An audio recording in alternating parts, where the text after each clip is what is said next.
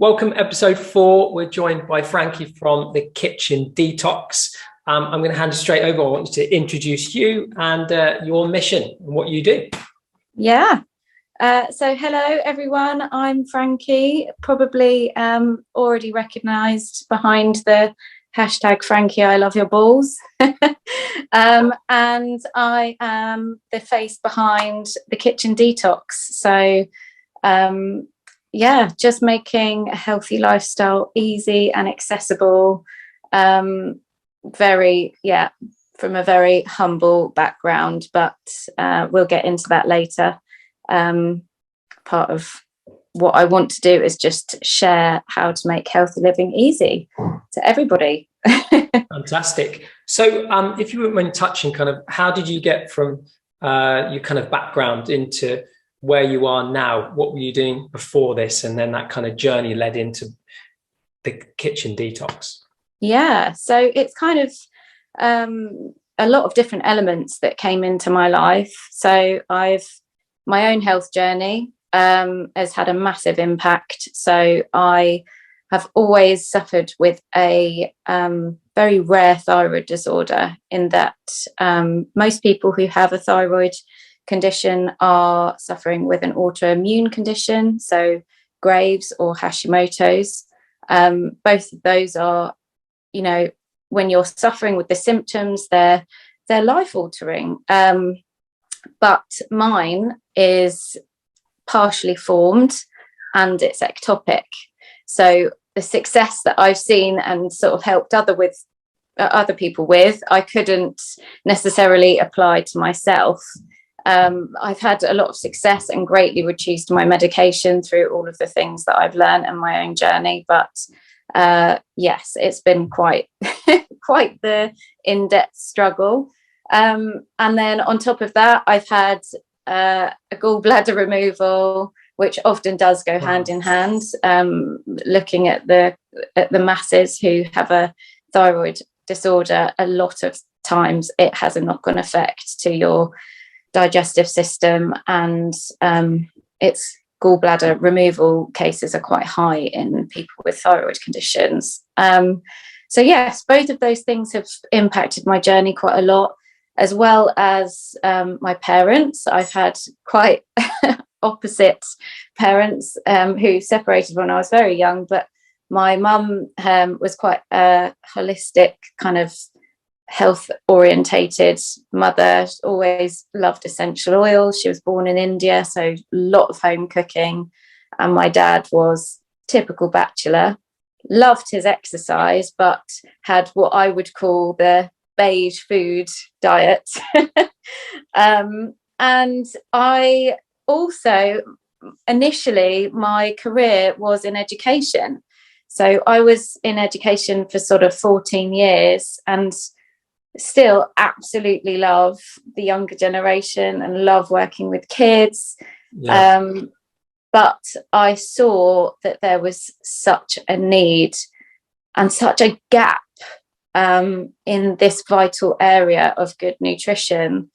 And as I learned more in my own health journey, I just became more and more passionate about this topic, and I just had a hunger for it. And I would talk to parents at the school that I worked in last, which was a school for children with behavioural needs and different, they were all on kind of the SEN register. And I saw this deep connection that does start in the gut.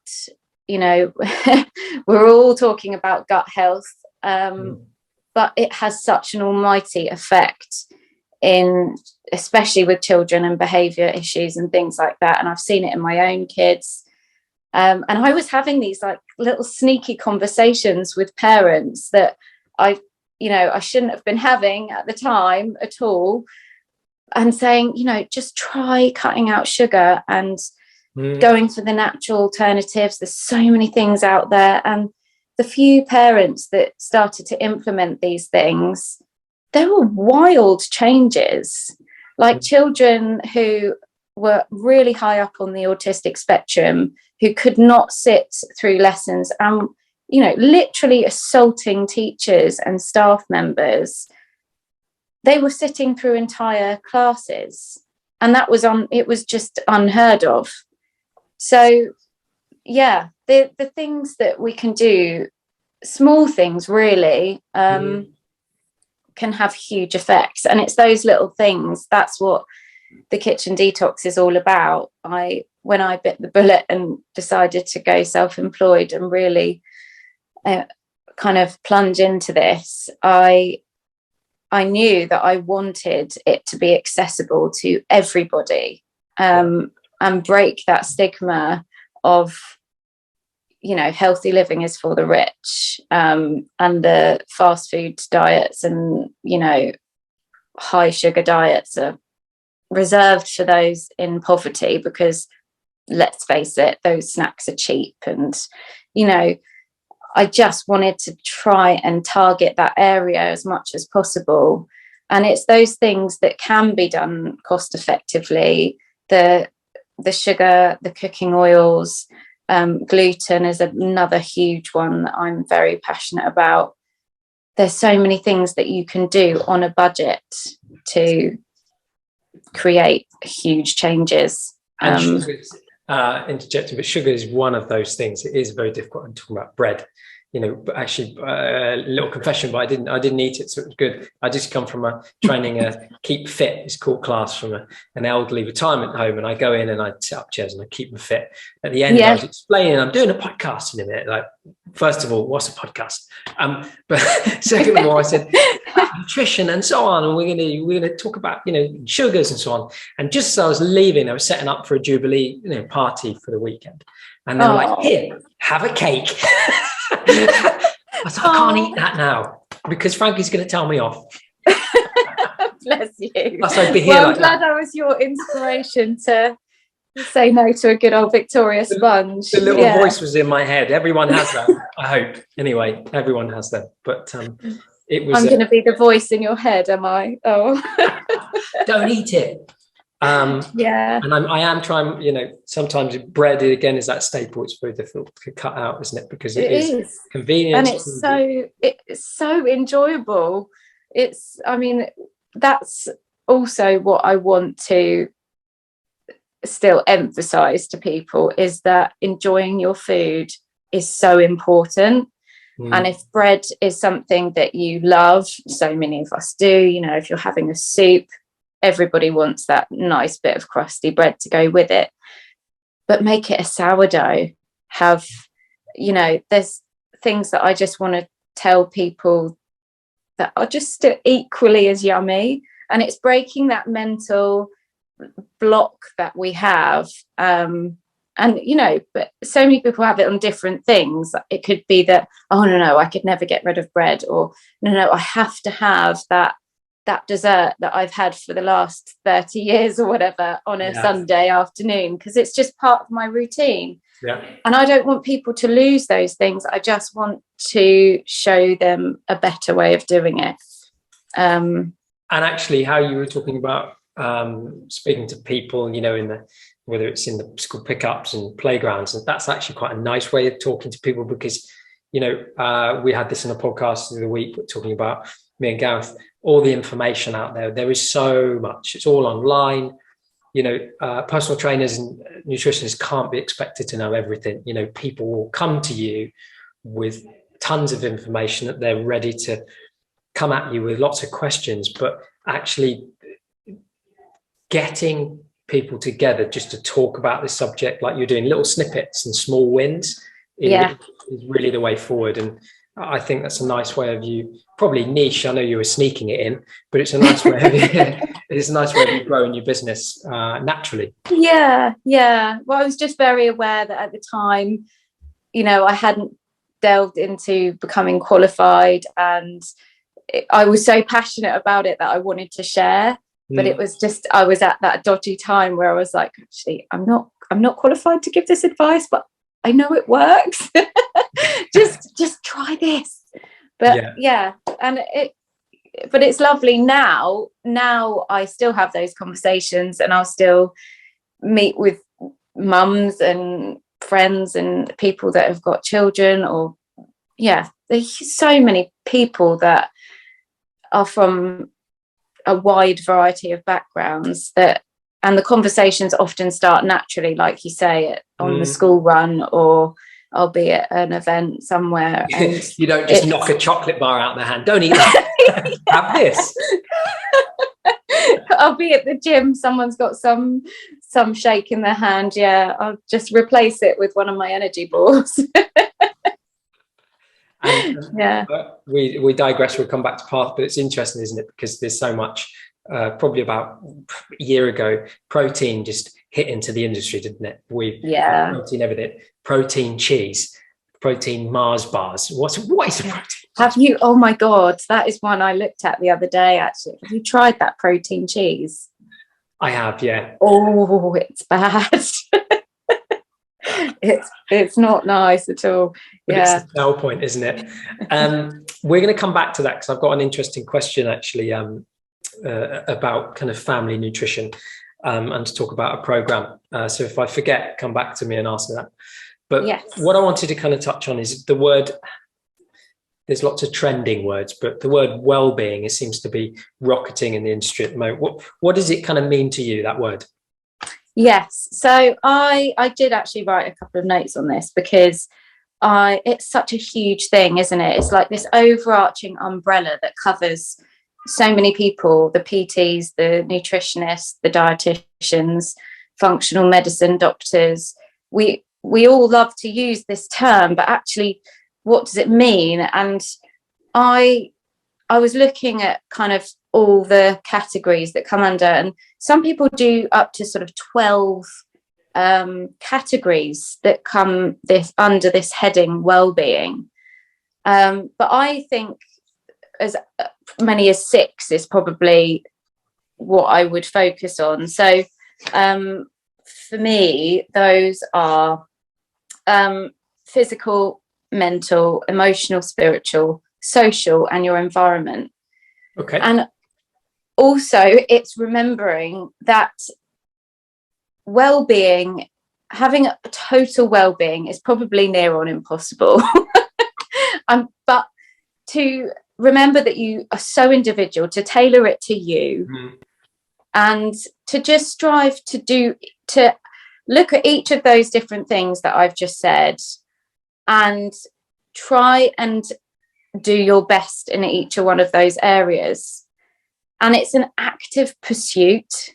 That's something I heard recently that I really love. Nice. It's an active pursuit. You're doing it all of the time. It's like the pursuit for happiness. Like we've just got to work on well-being every day. Like wake up in the morning, start again. What are the things that work for you, that you have in your environment that make you feel better?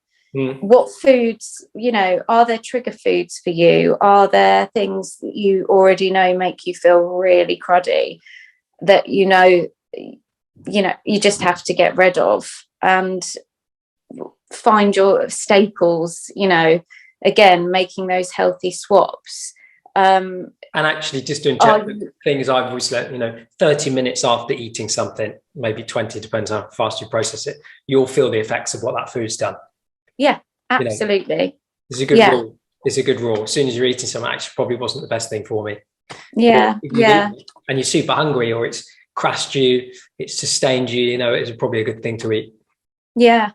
But we're living in a world that it's always going to be hard to have a totally stress-free. It's impossible, isn't it? No one's got a stress-free life. There are stressors everywhere, and we're living in a world where our economy is getting worse and worse by the second. So people have got rising financial worries. But it's teaching ourselves how to manage that stress. You're right.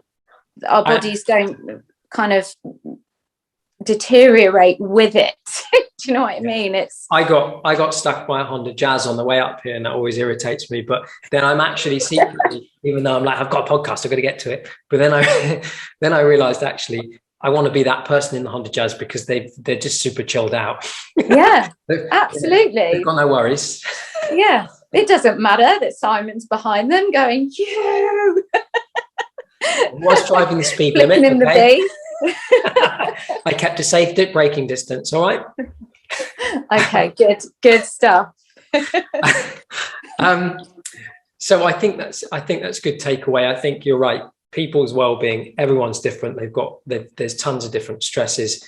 Naturally, people have got more than others, depending on lots of different factors, whether they, from family, work life, their own personal life, daily routines, what their habits are, and especially the most important thing is what they're eating.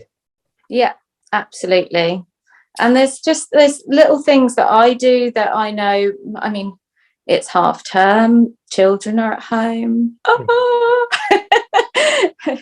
But no, I know that even that sometimes you get parents that have got, I met a family at the weekend who had 5 children.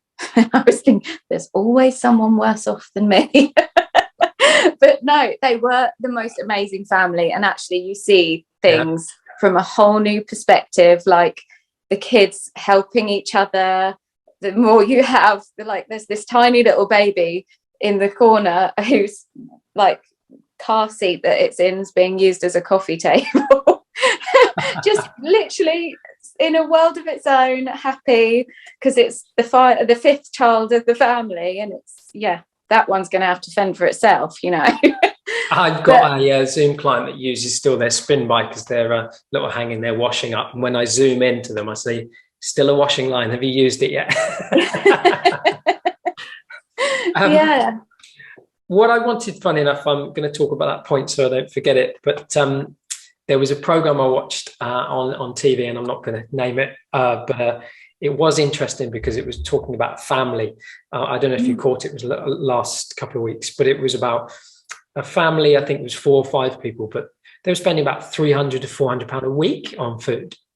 Wow. This guy come in, and it's difficult with catching, I suppose, media. It's not always about the healthy alternatives. Sometimes it's about the cheapest alternatives when they put these programs on.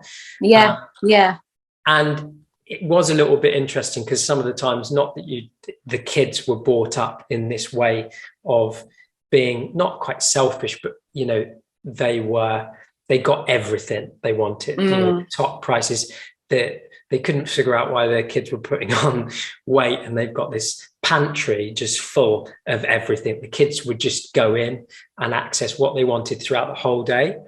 Wow. But the program, which really irritated me a little bit, but it just focused on it throughout. For example, it put in salsa dips, and it threw out, different supermarkets. I won't name them, but, from the cheapest end of supermarkets to the higher end. And it was a taste test, a blind taste, just test which ones they like.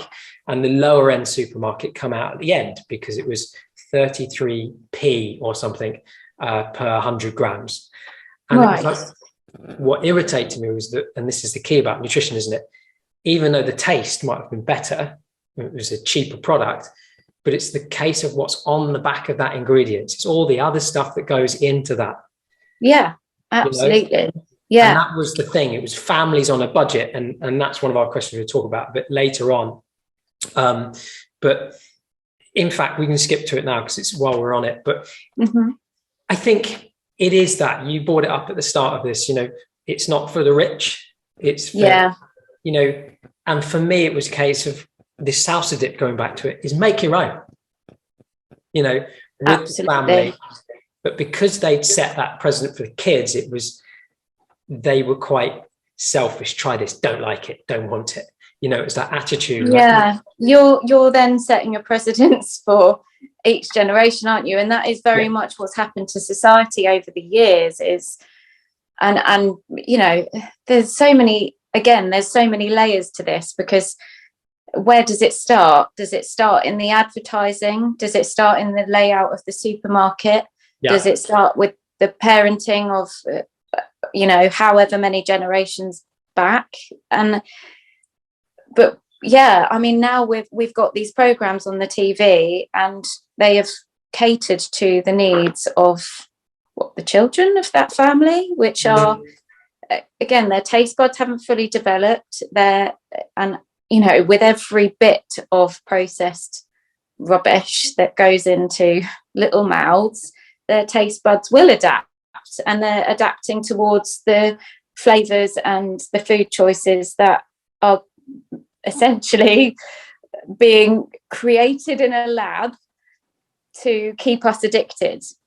And it is so painful to watch. And even with my own children, you know, I'm so passionate about this topic, but I have to constantly come against what is being put out there for their hungry eyes to, you know, just get sucked in. They're totally absorbed by these people that come on with the Monster energy drinks with all their flamboyant colours and their wild claims. And like you said, with the protein powders, people will just fill these things with absolute junk in order to make a sale.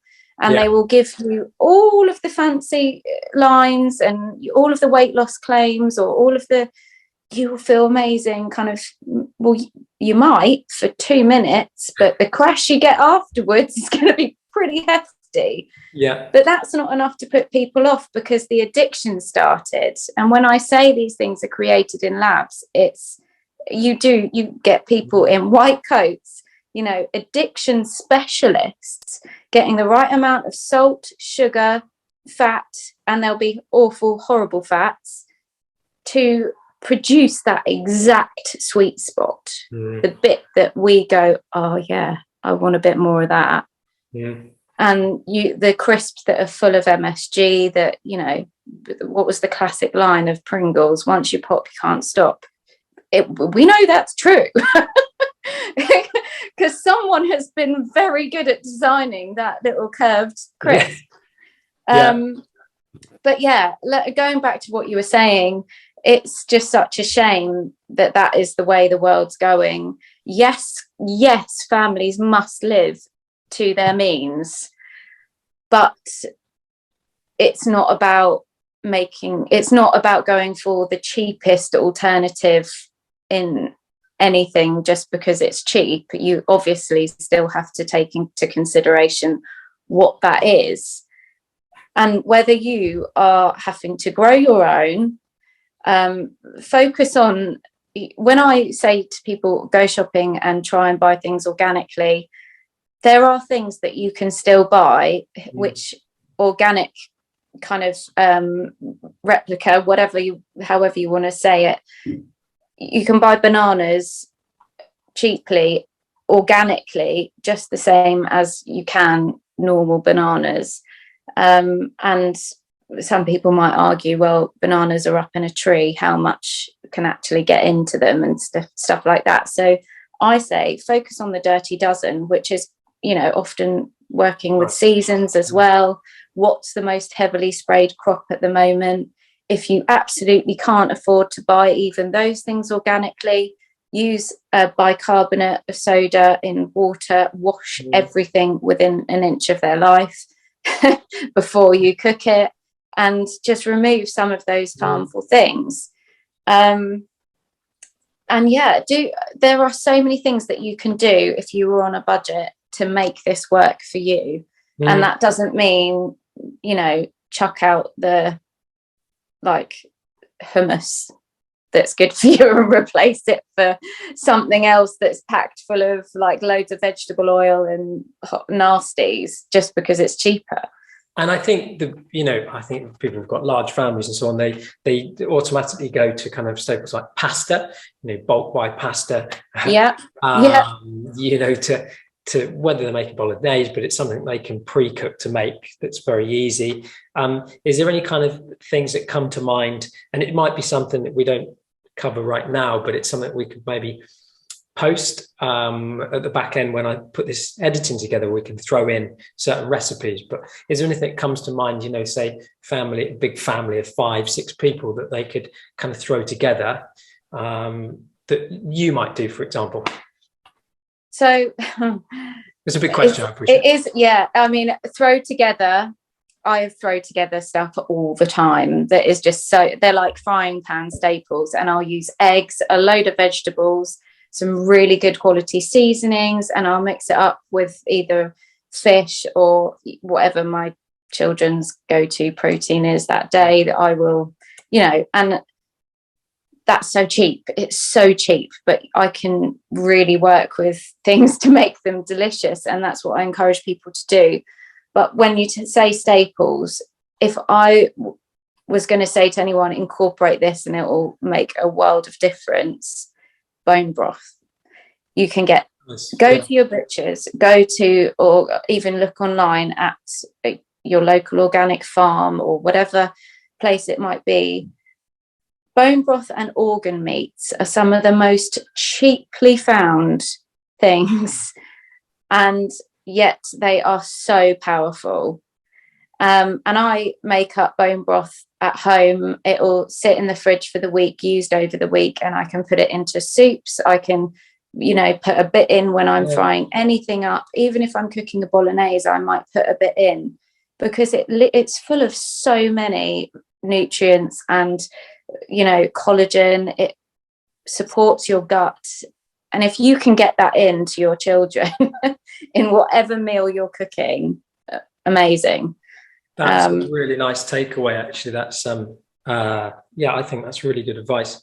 So I lined you up for this, but what's kind of and I'm sure people want to know, but hence me just about to what I'm about to say, but what is in your balls?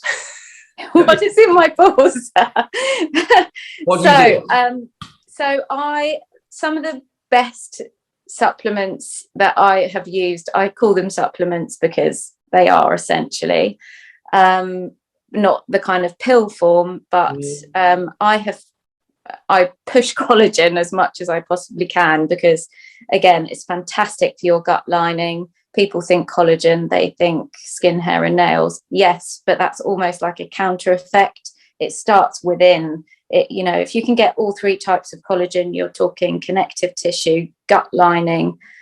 So, a lot of what we are made up of internally is supported by collagen. So very early on, I found a company that I loved, who I won't name. I'm not sure if I'm allowed to, but I started getting their powders because, one, they contained all three types of collagen. Two, they didn't use any nasty sweeteners or fillers or any of those things that you find in so many powders, like we were just talking about.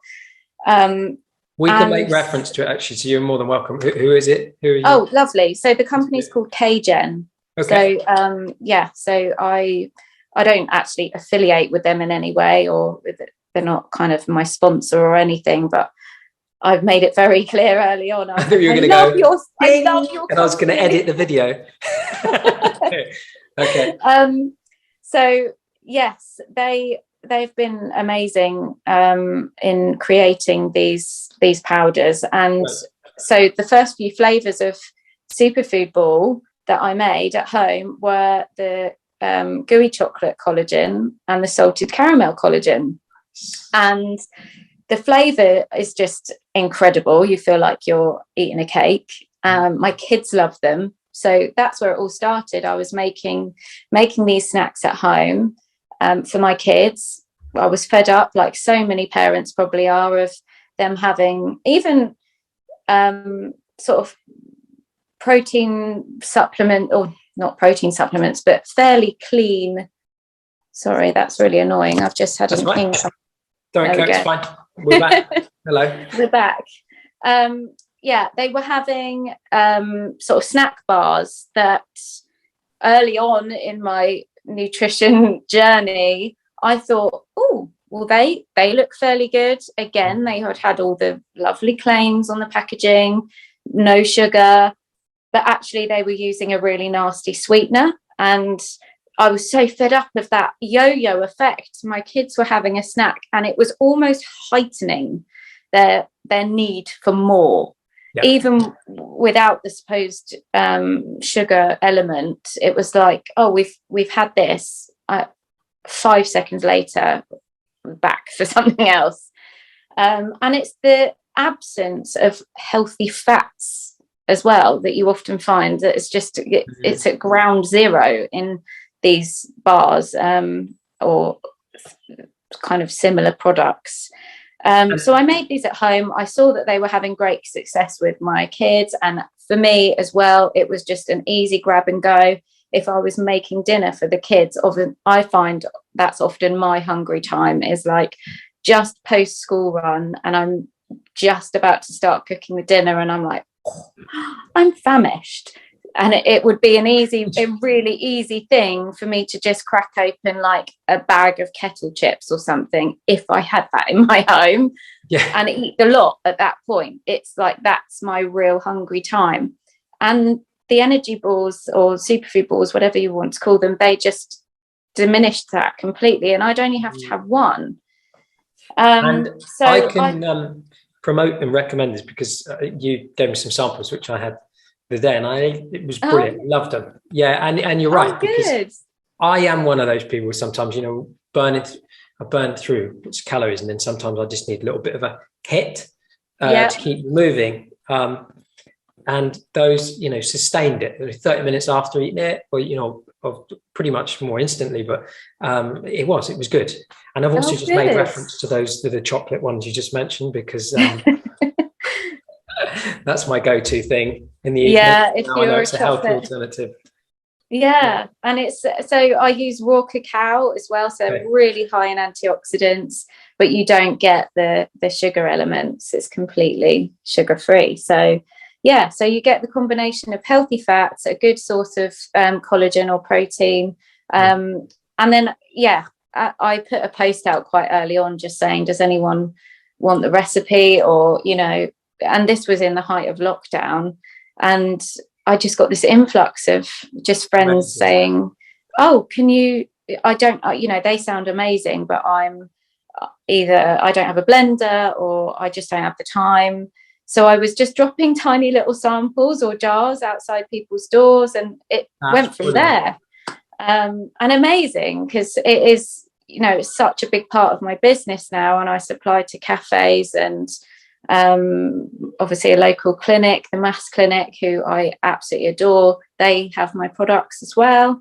So it's opened doors for me, and it's also just getting healthy food into people, which I love. Great. And that's what I like about them, and they're so, it's easy. And I think reference to what you said about the other bars that are out there, again, not naming and shaming, but I think I had one. It was a few months back, I was picked up, and it was a vegan bar, and I'm chewing this thing like a camel, and it was so my mouth was dry. It was horrible. It was horrible. I was like, what am I eating? It's like cardboard with just nothing. And I think that's the problem, is that people's mindset straight away is they also go, well, I'm not eating that again. And then it puts them off that kind of health orientated kick, and they think, well, everything's going to taste like that. They go back to what's easy. Coming back on to some of the questions, you touched on it with what you concentrate on, but for some people, gut health, unless they Google it and get 9 different explanations of what that is, what's your kind of, what's your take on it? How do you explain it to people? What is it? So so many things start in the gut. There is a huge brain and gut connection. It's amazing to know that when you are growing in the womb, the same tissue that forms your gut also forms the brain. So that, people call it the second stomach, and that is the reason. There is such a powerful connection there. And gut health, there's so many indicators in our body if our gut health is off. So that could be inflammation anywhere, poor skin, psoriasis, eczema, all of those things. Immune health starts in the gut. And it's, again, it's like I was saying with the term wellness, it's so hard to get gut health completely spot on for your individual needs and your body.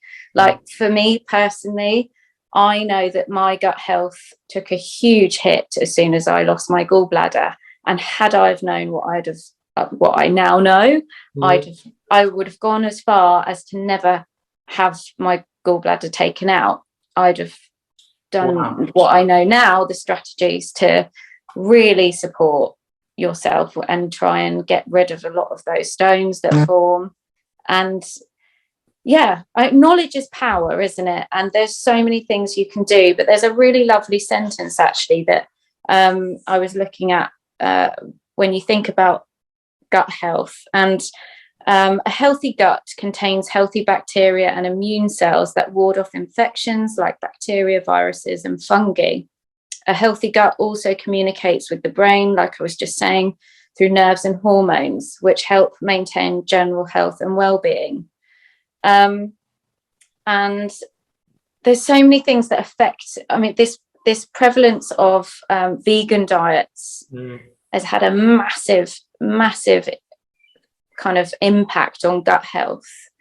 And that's a lot of the problems that I see at the moment, I often feel are connected to those who are, you know, for whatever reason, for animal welfare or just lots of other elements, or just because it's the trending thing for people to be vegan.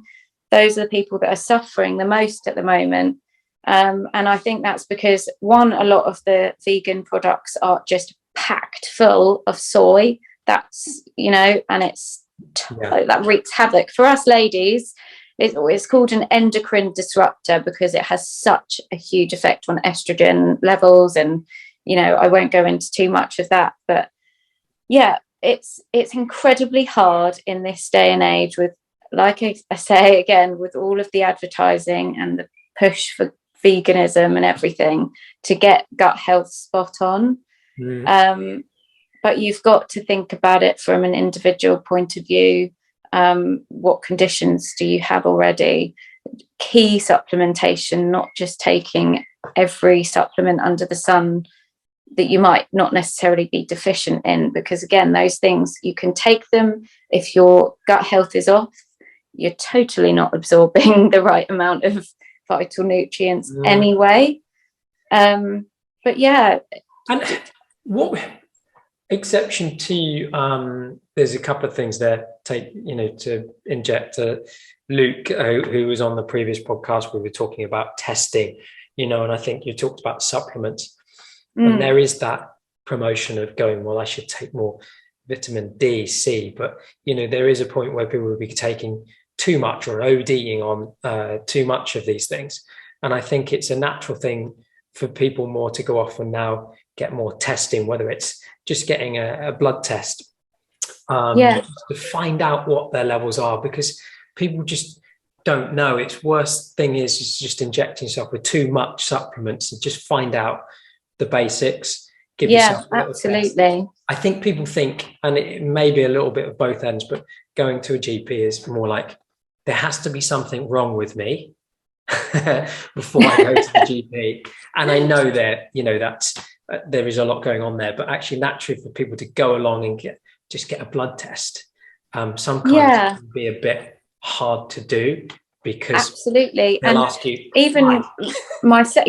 And myself, I know that I've got my first appointment. This is obviously indicating the huge pressures on the NHS at the moment, but I'm waiting another 3 months to see a specialist in the endocrine team, and that's for my thyroid condition.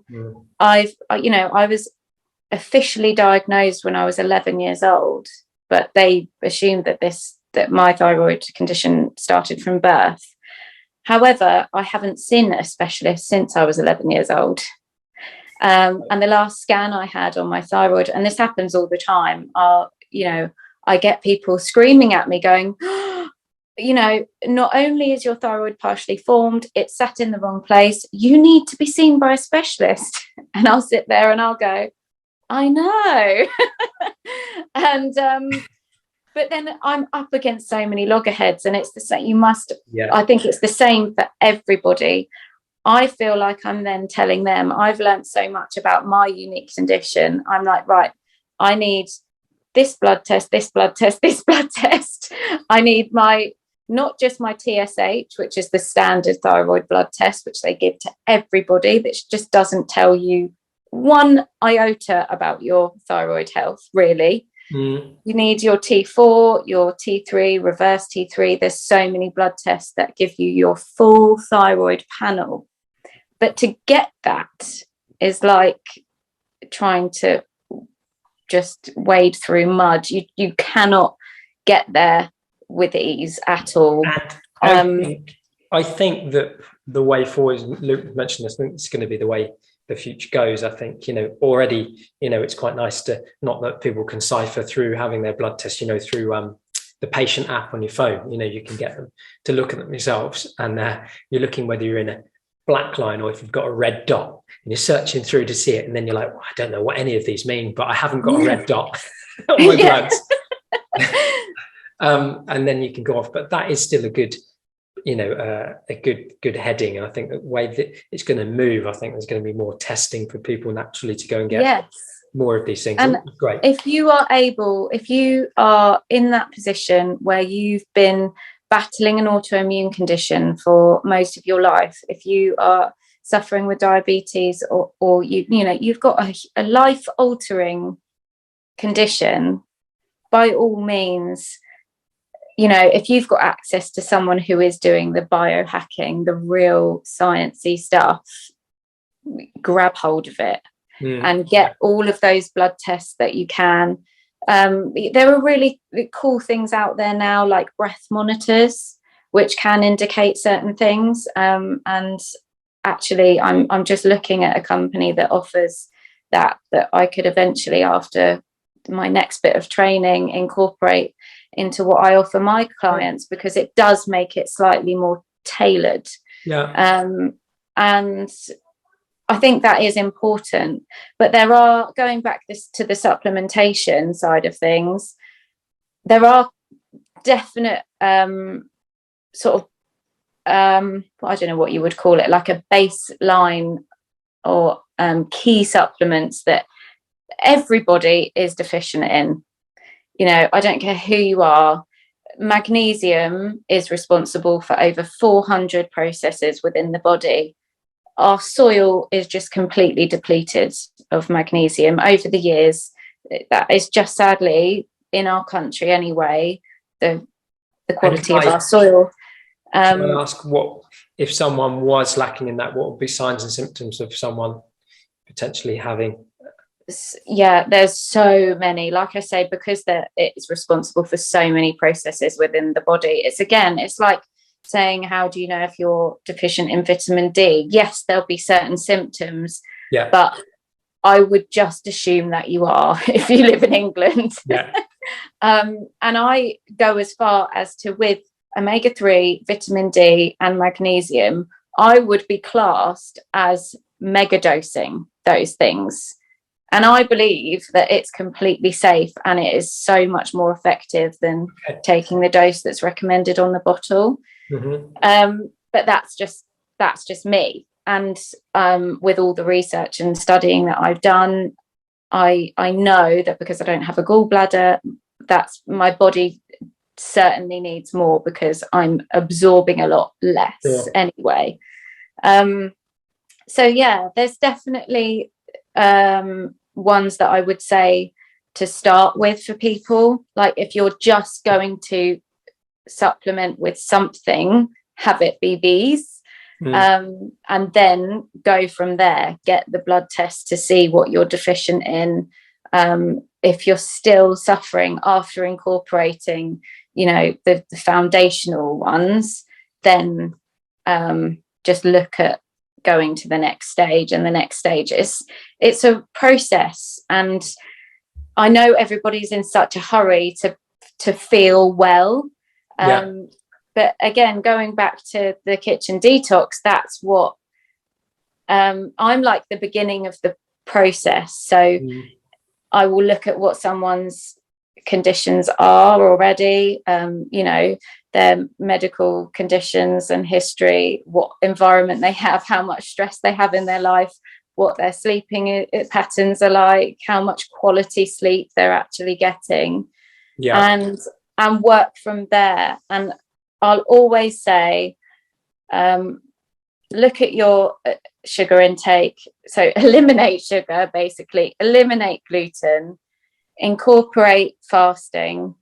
That will then hopefully have a knock-on effect to your sleep anyway, but sleep is the next vital thing. Hydration and foundational supplements.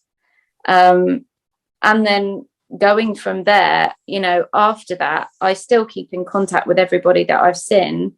But if you're still suffering, it's like, then what do you do next? And where do you go from there? And I then talk about the next bit. And then the biohacking comes in a little bit further on, I feel. Great. Because everybody wants their health to be in the best place possible. And I genuinely think the stuff that I start with has huge impacts and is miles away from living a processed, you know, high sugar diet anyway. But it's what stage you're at as well. Finances, of course, come into this. And I've been there. I'm a single mum. I definitely lived on the breadline. I know what it's like to not know if you can afford your food shopping the next week. And now my work is taking me into, you know, social circles who can literally buy what they want when they want and don't have a money worry in the world. And of course, they could go off and pay £400 to have blood tests that we would all love to be accessible on the NHS, but definitely aren't. But yeah, it's I want to make the difference to people who are in these poorer areas of life, because I know what that's like. So, and I think it's perfect timing more now than ever with being hounded by expenses and so on. So I think it's a perfect time for you to mention that. And I think you mentioned it, you know, just then, it's everyone wants to get healthy very quickly. And it's always come up with this analogy. It's not a sprint, it's a marathon, you know. It is a journey. You're going to have to experience it as you go through step by step. You're going to come up with, hence the pun, you're going to come up with hurdles, but you just have to figure ways. And I do this a little bit with NLP, but if you're not ready for the hurdles coming up, that's when you're going to set yourself back and maybe fly off the radar. If you can prepare yourself that you know what's coming, you can always make contingency plan to get back on track. Yeah, exactly. And I do always I go in sort of almost putting somebody off. Well, it seems like I am, because I really feel like it's fair to pre-warn people. You're going to feel really, really quite crappy when you first cut out sugar and gluten. And, you know, but again, I've been there and done it. And I'm talking from experience. It is like a class A drug. Sugar is the most accessible drug. And, you know, we feed it to our kids. But when you come off, you really realize that it's obviously been doing so much damage, because you feel like you have got the world's worst hangover for, you know, 2-3 weeks, depending on how much sugar you've had on a daily basis. Yeah. But once it's gone, it's like the fog lifts, literally, like the fog just clears and you feel like you've got a new lease of life. And then it's about slowly reintroducing the things to still have enjoyment. No one wants to live, you know, on vegetables and chicken and, you know, just the, you know, bodybuilder diet kind of thing. And that's why people end up yo-yoing. Yeah. Boring, tasteless food. Nobody wants that. Yeah. If you know, food is fuel. Everyone loves to say that, don't they? Food is fuel. And I've said it a few times myself. Yes, food is fuel, but you don't want that shovel it in mentality. It's like, it's just a horrible experience. you touched on the word fasting. Luke also did the same. I explained a scenario to him. Same really question as above. For people listening, what is it? Why should people be interested in it? Should people be doing it? What's your views? Yes, absolutely. Yes, people should be. So because of our high sugar, high processed diets, a lot of people, in the same way that we're all deficient in these things, most of us suffer with insulin resistance. And people often go like, what? No, that's for diabetes sufferers, and like they'll think insulin and they won't think of the insulin that we actually have in our own bodies. They'll think of the medicinal form of insulin that's given to people with type 1. That's just the association people make. But when you can get insulin to work for you in your body the way that it's supposed to, that's when you're firing on all cylinders. It's brilliant. Insulin is there to serve a purpose, and that is to keep your blood sugar levels stable and to stop you having this yo-yo effect all day. And the high sugar, high processed diet that most of us have filled our lives with has left us with this symptom, and fasting is what has the most powerful effect on reprogramming that. And it's going back to how our ancestors lived in times of feeding and times of fasting. And breakfast, you're literally breaking your fast. And some people that I see already don't like having breakfast super early. I've always felt that myself. It makes me a little bit kind of, my tummy's not quite ready for food first thing in the morning. And if you are one of those people, then great, you are probably already doing a form of intermittent fasting, because if your breakfast is pushed forward to 10, 11 o'clock in the morning, then you've already fasted from hopefully no later than 8 o'clock the night before to 11 o'clock the next day. You're getting a huge chunk of time where your body's been able to kind of go back to base level. We were always we talked about old education, but always breakfast your most important meal of the day. You must have it. But people then associate that with having to put something in their mouth first thing in the morning. But it's not. Breakfast, yes, it's the most important meal of the day. I completely agree with that, because and I personally eat in the style of eat breakfast like a pauper, and eat breakfast like a king and dinner like a pauper, because you want to start that day, your body is going to go, because it's the most insulin sensitive. You've had that time where you've been fasting overnight, and anything you eat is going to set you up. Your body is then primed, ready for the day ahead. And you either can prime it with a horrible, high sugar breakfast cereal or something, and then you will be hungry half an hour later, and you'll probably snack all day and your body's going like this. Or you can have some real lovely,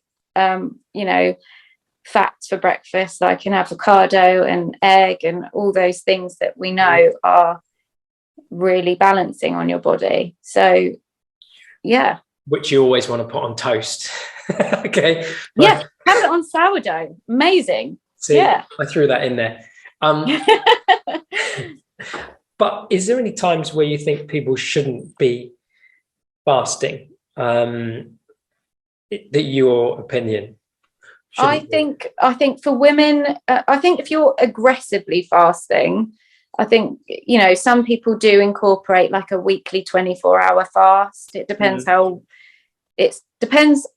insulin resistant you've become, how, if you're really quite overweight and your body's got some reserves, fasting is going to do huge things for you, and to get your hunger in check, and you'll help you get your portion sizes right and everything. And yeah, I think people can take it to the extreme, definitely. And especially for women, it can impact our hormones if we're trying to really aggressively fast, say the week before our period or the week before ovulation.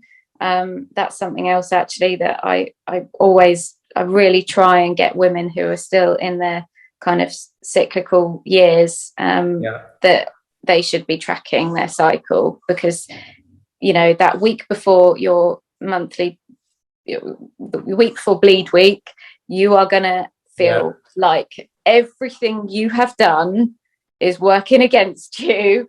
You're gonna feel like I had a phone call from my friend, sorry, this is completely off topic, I know, but I had a phone call from a really close friend of mine, and it really resonated with me, because she phoned me up and she was almost in tears. Like, she had a kitchen detox, she had my full kitchen detox, and felt huge effects from it.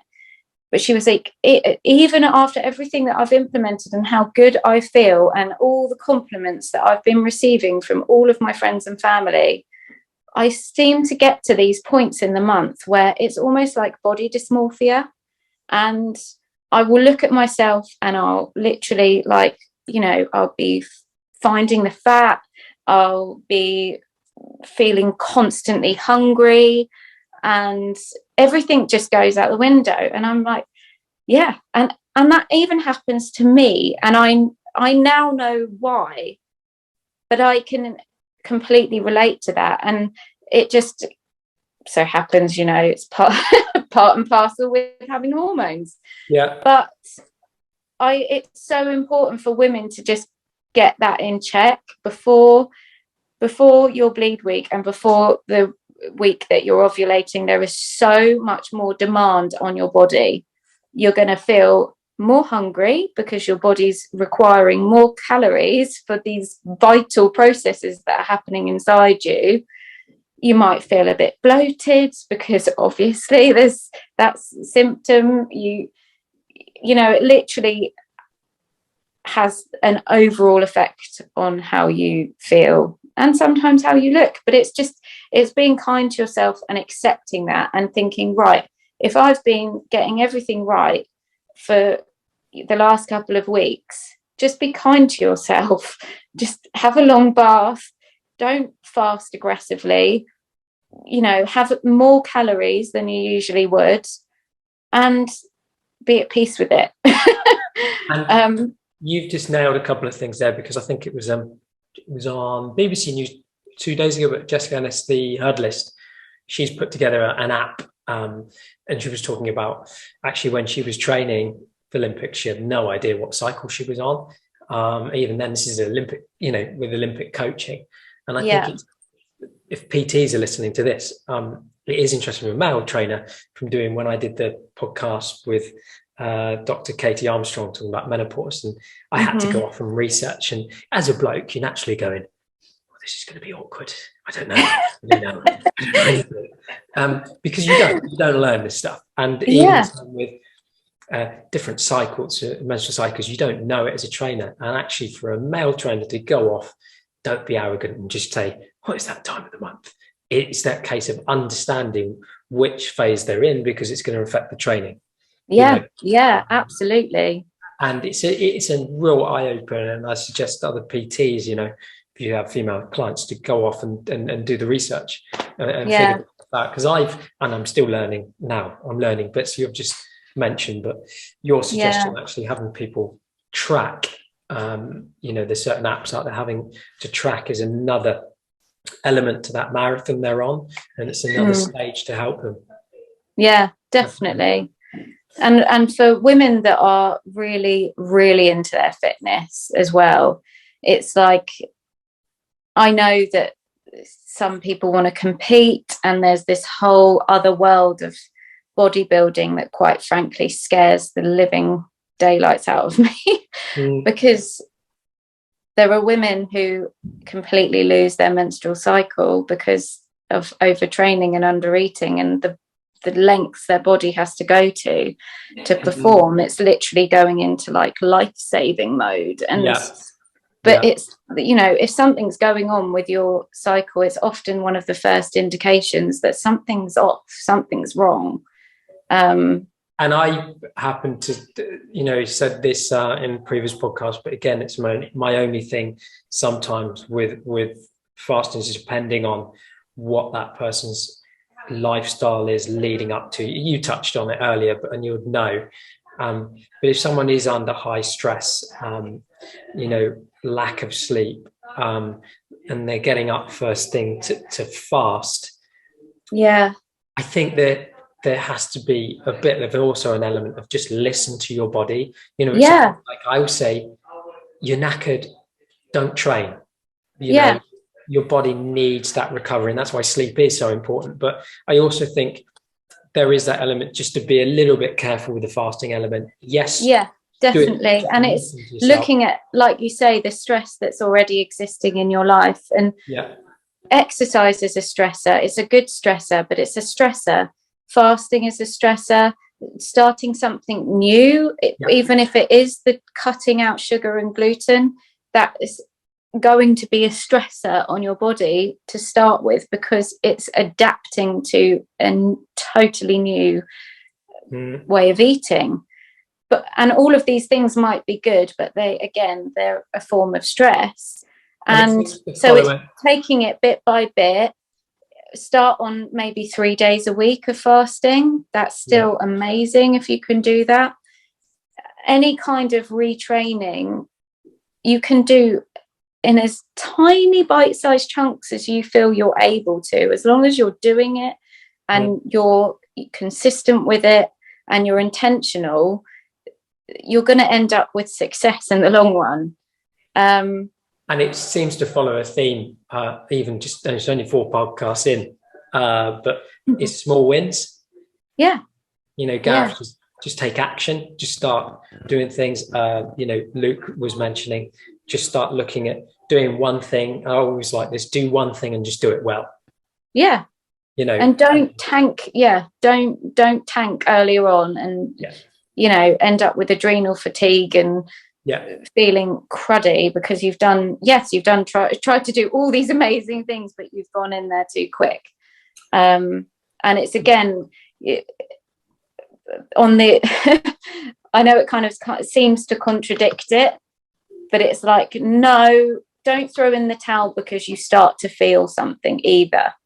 If you feel like you've got the world's worst migraine because you're on day 3 of cutting out sugar, know that is normal. And don't throw in the towel going, oh no, it's a stressor, I'm feeling some stress, so it's not happening. I don't want to be confusing with this.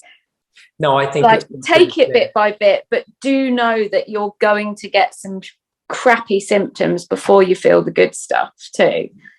So you're going to be cranky.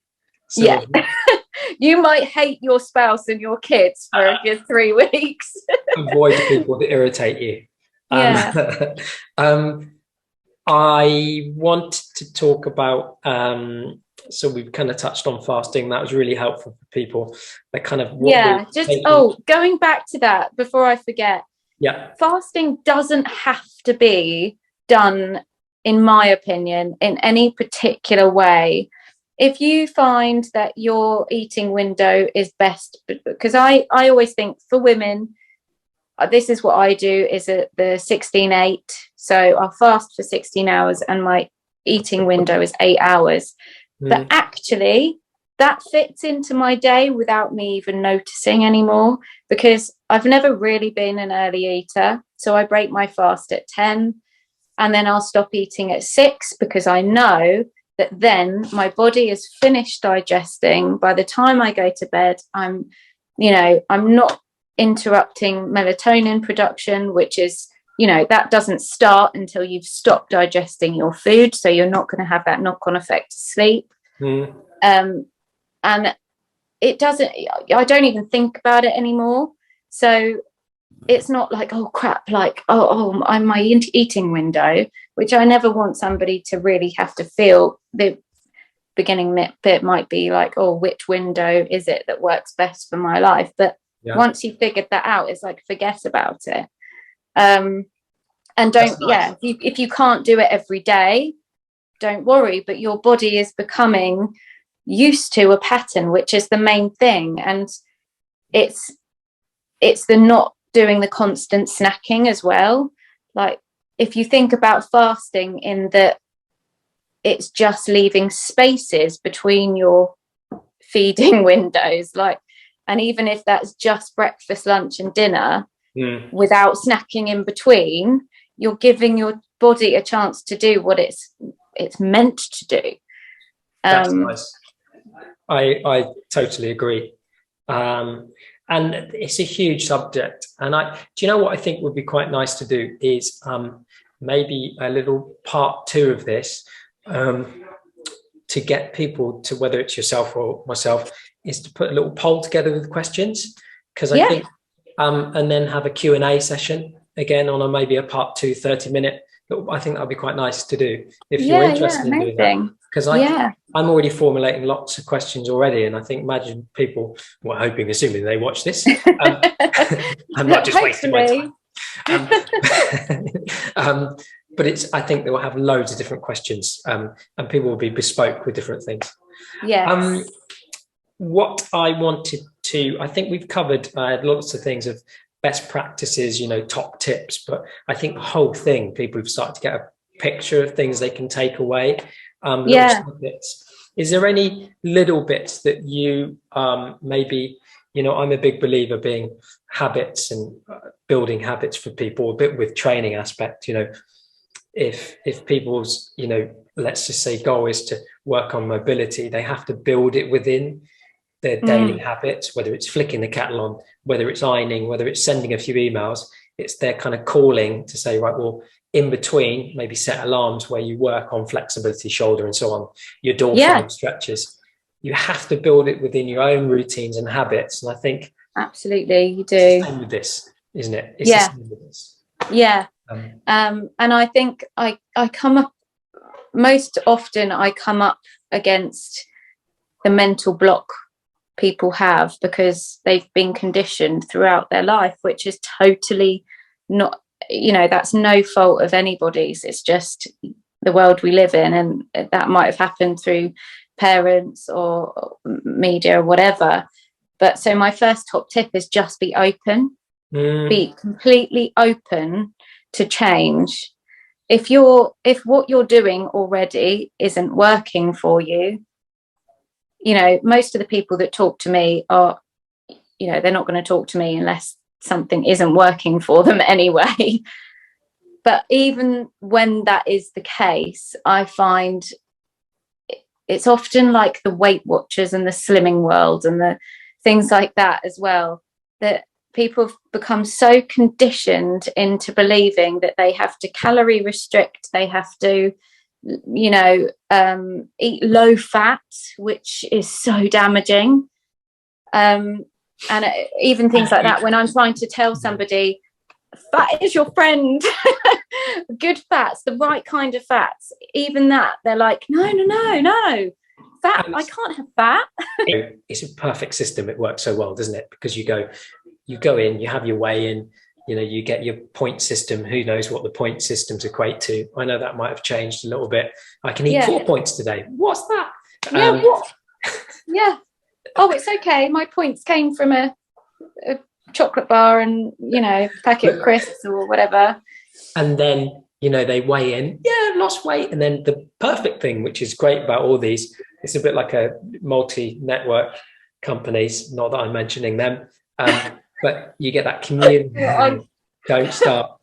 Don't do it. Oh, don't set me off. I literally put out the worst thing. I'm going to say. So I think it was. Don't mention names. Yeah. I won't. Yeah. But it's really funny, isn't it? These things that suck us in, and we just think, oh, it's so good. It's so good. And I just encourage people to look at the back of packets as well. That's another top tip of mine. If you are being sold something as the world's next best health claim or just read what it's all about and read what's in there. Because I know it for some people it's really, really hard when you're starting off, and some of the things you can't even pronounce. Or they might put even something that's quite friendly, like if it's using stevia to sweeten something, they'll put stevia something glucosides or something like they've given it a really long name. I always had a top tip, which someone wants O's or dextrose or anything O's ending, you just be kind of avoiding, which is always quite a nice thing. And we've always said this, you know, I think I did it months and months ago. I think I was habits of a studio coordinator, you know, jumping around classes. They're the worst nutritional people in the world, and they're nodding because they eat sugar to keep them going and coffee. But you know, I think I bought one of those packaged sandwiches, forgot all about it, come back months later. It's like, oh, that sandwich is in there. It looked the same. It had not changed. Wow. Yeah, scary. Yeah. So I was like, that definitely put me off, you know, garages, eating any of those types of things, but which we always do. I'm just going to revert back, but coming back to the reason those types of things work so well is because people get that community. They get the little hug. You've done so well. Get a sticker. I like stickers, no, but I don't. But it means that people then will naturally give you a sticker. Thanks. But you leave going, look at what they've done, which is an amazing feeling because it puts you on the high. You go, don't need them anymore. Yeah. Then all of a sudden, comes back on, you're back. But then you go, I'll come back and join it again. Or even worse, you know, you're paying however many pounds it is now a week to be told you put on weight, and you still continue to go back and lose your money and put on weight. Yeah. And then you're like, what is it? Okay. And then you might have 1 week where you've lost some, but it's like, it pains me to see. That's the takeaway I give people, is to write down their kind of perfect week, write down what it is they do from wake up, you know, what their routines are, see if they can start implementing little changes. It's going to take time. It's not an instant fix, but you will be long-term beneficial if you know, start that longer journey rather than just keep yo-yoing all the time. I'm going to start to close bits up, but what I want to ask you is, I know it's a bookshelf behind you, but is there any podcasts you're listening to, books to reference to that you recommend? So my all-time fave, who, well, this might not last forever, but she is an amazing person, Dr. Stephanie Estima. She does something called the Betty Body, where her book is called the Betty Body, and it sounds like a complete fad, but she looks at women in particular and hormones, and how to effectively reverse diet if you have been somebody that is completely ruined your metabolism by sorry. I have no idea what Alexa is saying to me. Awesome. I'll wait for that to finish. Hang on. Just ordered.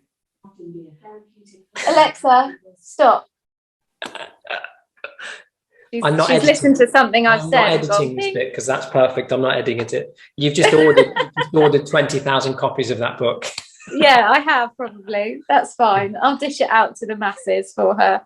But no, she is fantastic, and she does have a podcast as well, which I love listening to if I'm on the treadmill occasionally. But and also, I did mention it to you at the beginning.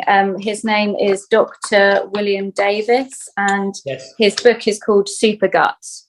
And actually, the thing that he recommends in there for gut health is a certain yogurt that you can make yourself, but it's based on this one sort of probiotic, which is called L-reuteri. and I hope I'm pronouncing that right. But I take this now because I felt that it would have a massive effect after suffering with the gallbladder removal. And I know that it's quite important for me to make sure my gut health is on top form, as it is for many. So what he talks about is incredibly interesting, and he'll tell you why that particular strain is so beneficial. Nice. Amazing and so interesting. So I would really recommend that as well. I also listen to a lot of Dr. Jockers and Dr. Axe, because I do find that for my thyroid in particular, having a mostly ketogenic style way of eating is what works best for me. Again, it's like I know what to do now and I can just forget about it, much like the fasting. It's like once you've figured out what it is that works for you and your specific needs, just, formulate your plan and then forget about it. And, So they're two that are very interesting if you're following anything kind of low carb or keto style. Right. I think that's about it, actually. And I have got a huge reading list that is coming with my the qualification that I'm going back to school again. So you got your pencil case ready? Sorry? Pencil case ready? Yeah, absolutely. I've actually just nicked my daughter's, but I think that was awesome. I think that's really helpful. And I think anyone listening to this is got lots of things to take away. I just want to thank you for coming on here. Pleasure.